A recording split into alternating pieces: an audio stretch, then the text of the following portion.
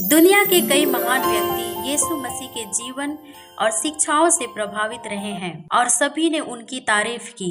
गांधी जी, स्वामी विवेकानंद, रविंद्रनाथ टैगोर जैसे भारतीय विचारकों ने आदर्श जीवन के मार्ग के रूप में यीशु मसीह के जीवन और शिक्षाओं का अनुसरण करने का सुझाव दिया। आज की इस वीडियो में हम प्रभु यीशु मसीह के प्रति 3 लोगों के विचार को देखेंगे। पहला, महात्मा गांधी।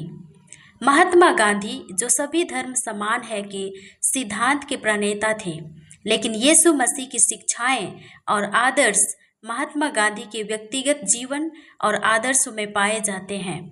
बाइबल के नए नियम में यीशु का पहाड़ी उपदेश व शिक्षा, जिसे गांधी जी अपने जीवन और युद्ध का अधिकार बनाया, वह यीशु मसीह की इस अद्भुत शिक्षा से मंत्रमुग्ध हो गया।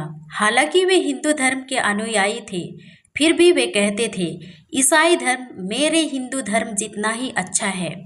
यीशु के वचनों के प्रति उनका सम्मान और प्रेम उनकी बातों में देखा जा सकता है। वह अहिंसा के प्रचारक थे, क्योंकि उन्होंने सीखा था, यदि कोई तुम्हारे एक गाल पर थप्पड़ मारे तो दूसरा गाल आगे कर दो। आंख के बदले आंख पूरी दुनिया को अंधा कर देगी, लेकिन प्यार दुश्मन को भी दोस्त बना सकता है। वे कहते हैं कि मेरा धर्म सत्य और अहिंसा पर आधारित है। सत्य ही मेरा भगवान है और अहिंसा का मार्ग अपनाने से वह मिलता है। जब भी किसी विरोधी का सामना हो तो प्रेम से उस पर विजय प्राप्त करें। मित्र के साथ मित्रवत उपयोग करना बहुत आसान है, लेकिन जो आपसे दुश्मन जैसा व्यवहार करता है, उसके साथ मित्रता करना ही सच्चा धर्म है। पाप से घृणा करो, पापी से प्रेम करो। जहाँ प्रेम है वहाँ ईश्वर है। उन्होंने एक बार कहा था, मैं ईसा मसीह से प्यार करता हूँ, ईसाइयों से नहीं। मसीह और उसके वचन अविनाशी, शाश्वत है, सभी समय के मनुष्यों पर लागू होते हैं, लेकिन ईसाई बदल जाते हैं। नाम से तो कई ईसाई हैं, लेकिन कर्म में ईसा मसीह का नाम और गंध उनमें नहीं पाई जाती।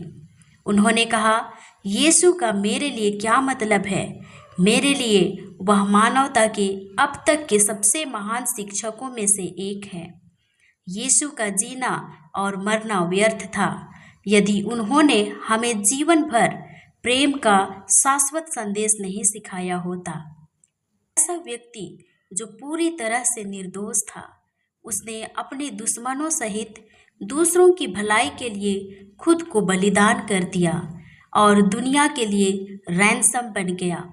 यह एक आदर्श कार्य था। उन्होंने यह भी लिखा, मैं ईसा मसीह को ईश्वर के पुत्र के रूप में देखता हूँ, क्योंकि उनके जैसा कोई और नहीं हो सकता। यीशु के जीवन के कई मायने हैं। वह न केवल ईसाई धर्म के लिए, बल्कि पूरी दुनिया, सभी देशों और सभी लोगों के लिए है। स्वामी विवेकानंद कहते हैं, यदि कोई मुक्ति चाहता है तो मसीह के प्रति समर्पण कर दे। वह आपके द्वारा कल्पना किए गए किसी भी भगवान से कहीं अधिक श्रेष्ठ है। यदि आप सोचते हैं कि ईसा मसीह एक मनुष्य थे तो उनकी पूजा ना करें, लेकिन जब भी तुम्हें एहसास हो कि वह भगवान है तो उसकी पूजा करो। ईश्वर सत्य, चित्त और आनंद है। पिता वह सार है जिससे सभी चीजें निर्मित होती है।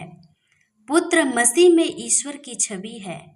ईसा से पहले ईश्वर हर जगह सभी प्राणियों में था, लेकिन मसीह के आगमन के माध्यम से हम उसके बारे में जागरूक हो गए हैं कि वह ईश्वर है।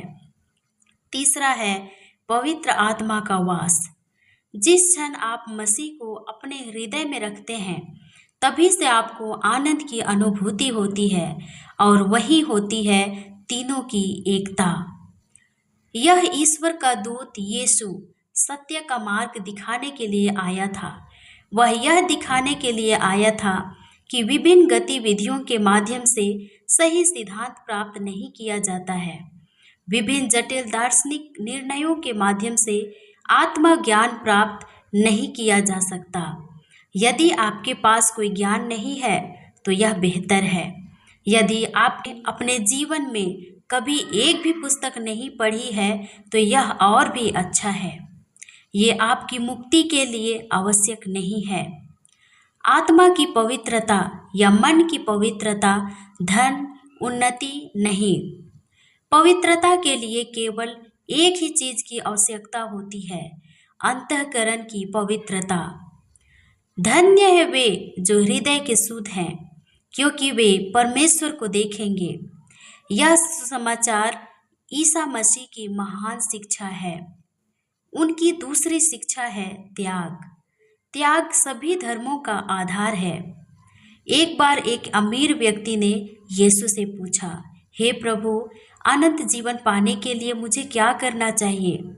यीशु ने उससे कहा, तुम में अब भी एक चीज की कमी है। जाओ, घर घर जाओ, जो कुछ तुम्हारे पास है उसे बेच दो, जो धन प्राप्त हो उसे गरीबों में बांट दो, तब तुम्हारे लिए स्वर्ग में एक बड़ा धन इकट्ठा हो जाएगा। फिर अपना क्रूस उठाओ और मेरे पीछे आओ। यीशु की इस सलाह से वह धनी व्यक्ति दुखी हो गया और निराश होकर चला गया, क्योंकि उसके पास अपार धन और संपत्ति थी। हम सब उसी अमीर व्यक्ति की तरह हैं। अपनी खुशी और आराम में सांसारिक चीजों के आनंद के बीच हम सोचते हैं कि हम जीवन के उच्च उद्देश्य को भूल गए हैं। लेकिन अचानक इसमें एक पल का विराम लगा। हमारे कानों में आवाज गूंजने लगी, तुम्हारे पास जो कुछ भी है उसे छोड़ दो और मेरे पीछे आओ। जो कोई अपना प्राण बचाना चाहता है वह उसे खोएगा, परंतु जो कोई मेरे लिए अपना प्राण देता है वह उसे पाएगा। क्योंकि जो कोई उसके लिए इस जीवन का बलिदान करेगा उसे अमरता प्राप्त होगी। हमारी सारी कमजोरियों के बीच, हमारी सारी गतिविधियों के बीच एक क्षणिक राहत प्रकट होती है और महान आवाज हमारे कानों से कहती है, तुम्हारे पास जो कुछ भी है उसे त्याग दो और गरीबों में बांट दो और मेरे पीछे आओ। स्वामी जी कहते हैं, ईसा मसीह ईश्वर थे, मानव देह में अवतरित ईश्वर। भगवान ने स्वयं को कई रूपों में प्रकट किया है और आप केवल उन रूपों की पूजा कर सकते हैं।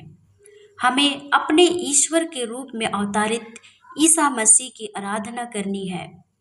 जितनी जल्दी आप ईसा मसीह के अलावा किसी अन्य देवता की पूजा करना छोड़ देंगे, आपके लिए उतना ही अच्छा होगा। यदि तुम मुक्ति चाहते हो तो मसीह के पास आओ।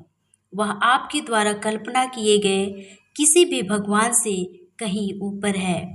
यदि तुम सोचते हो कि ईसा मसीह मनुष्य थे तो उनकी पूजा मत करो, लेकिन जब भी तुम सोच सको वह भगवान है तो उसकी पूजा करो। जो लोग कहते हैं वह मनुष्य था और उनकी पूजा करते हैं, वे बिल्कुल अशास्त्रीय अधर्म कर रहे हैं। लेकिन जिसने पुत्र को देखा है उसने पिता को देखा है, और पुत्र को देखे बिना कोई भी पिता को नहीं देख सकता। यदि आप आध्यात्मिक जीवन में कुछ भी हासिल करना चाहते हैं तो ईसा मसीह में प्रकट भगवान को मजबूती से पकड़े। इसके बाद आइए देखते हैं प्रभु यीशु के प्रति कवि गुरु रविंद्रनाथ टैगोर के विचार। कवि रविंद्रनाथ टैगोर प्रभु यीशु के जीवन और शिक्षाओं से काफी प्रभावित थे। उन्होंने मिल्टन की द चाइल्ड का बंगला में अनुवाद किया और इसका नाम शिशु तीर्थ रखा। उन्होंने क्रिसमस के संदर्भ में ईसा मसीह के प्रति अपने गहरे लगाव की बात कही। वह लिखते हैं, जिसे हम परम मनुष्य के रूप में स्वीकार करते हैं, उनका जन्म ऐतिहासिक से अधिक आध्यात्मिक है। भोर की रोशनी भोर नहीं है, वह शाश्वत है। जब भी हम उसे देखते हैं वह नया है, फिर भी शाश्वत है। एक नए पुनर्जागरण के माध्यम से वह शाश्वत प्रकाश प्रकट करता है। खगोल शास्त्री जानते हैं कि तारे कब चमकते हैं। उससे बहुत पहले ही यह हमारी आँखों के सामने आ गया था। उन्होंने यात्रा की, बिल्कुल सत्य के दूत के रूप में। हम देखते हैं कि उस दिन से उसकी आयु प्रारंभ नहीं होती। सत्य की प्रेरणा ब्रह्मांड के हृदय में निहित है। उनके आगमन के बारे में जानने का कोई अंत नहीं। कवि इसके माध्यम से बोलना चाह रहे हैं कि मसीह 2000 साल पहले आए। इसका मतलब ये नहीं कि उसका अस्तित्व पहले नहीं था, बल्कि उसका अस्तित्व अनंत काल से है। कवि गुरु लिखते हैं कि जिस दिन मैंने सच्चाई के नाम पर हार मान ली, जिस दिन मैं लोगों को सच्चे प्यार से अपना भाई कह सका, जिस दिन हमारे जीवन में पिता के बेटे का जन्म हुआ, वह दिन क्रिसमस है। चाहे जो भी तारीख आए, हमारे जीवन में उनका जन्मदिन तो आता है, लेकिन क्रूस पर उनकी मृत्यु तो आए दिन आती रहती है। उन्होंने लोगों को परमपिता की संतान और भाई को भाई से मिलकर रहने को कहा। उन्होंने मानवीय सत्य की वेदी पर अपना जीवन बलिदान कर दिया। उन्होंने हमसे मिलने का यह निमंत्रण हमेशा के लिए छोड़ गया। प्रथम विश्व युद्ध की भयावह स्थिति के बारे में उन्होंने लिखा, एक ओर जिसे मैं अपने ही हाथों से मार रहा हूँ, दूसरी ओर केवल शब्दों से उसके पुनरुत्थान का उपदेश दे रहा हूँ। मानव इतिहास में आज भी उन्हें प्रति क्षण सूली पर चढ़ाया जा रहा है। देने आए पिता की भावना विफल हो गई है, उपहास किया गया है और हमारे द्वार से बाहर लौट गए हैं। आज का दिन खुशी का नहीं, पश्चाताप का है। आज पूरे विश्व में मानवीय शर्म व्याप्त है। आज हमारे अहंकारी सिरों को धूल में झुकने दो, हमारी आंखों से आंसू बहने दो। क्रिसमस खुद को परखने का दिन है, खुद को विनम्र करने का दिन है। गांधी जी ने कहा कि सत्य हर चीज से ऊपर है।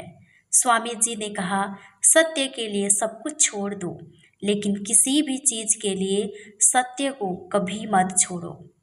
कवि गुरु कहते हैं कि ईश्वर सत्य है और यीशु मसीह ने कहा कि मैं सत्य हूँ। जिस दिन तुम मुझे जान जाओगे, उस दिन तुम सच में आजाद हो जाओगे। महाराष्ट्र के महात्मा ज्योतिराव ने भी पनपते ब्राह्मणवाद के खिलाफ लड़ने के लिए यीशु मसीह की शिक्षा को एक आदर्श के रूप में चुना। राजा राम मोहन राय यीशु मसीह को त्याग के महान आदर्श के रूप में देखते थे। इसलिए हमें यीशु मसीह के जैसे बनने की जरूरत है। प्रिय दोस्तों, महात्मा गांधी, स्वामी विवेकानंद, कवि रविंद्रनाथ टैगोर, ये सभी क्रिश्चियन नहीं थे, लेकिन यीशु मसीह के शिक्षा और आदर्श से काफ़ी प्रभावित थे। याद रखें, प्रभु यीशु मसीह किसी एक धर्म के लिए नहीं, बल्कि संपूर्ण मानव जाति के लिए आदर्श है। और हम जो अपने आप को मसीही कहते हैं, आवश्यक है कि उसकी आज्ञाओं का पालन करें और उसके पद चिन्ह पर चलें।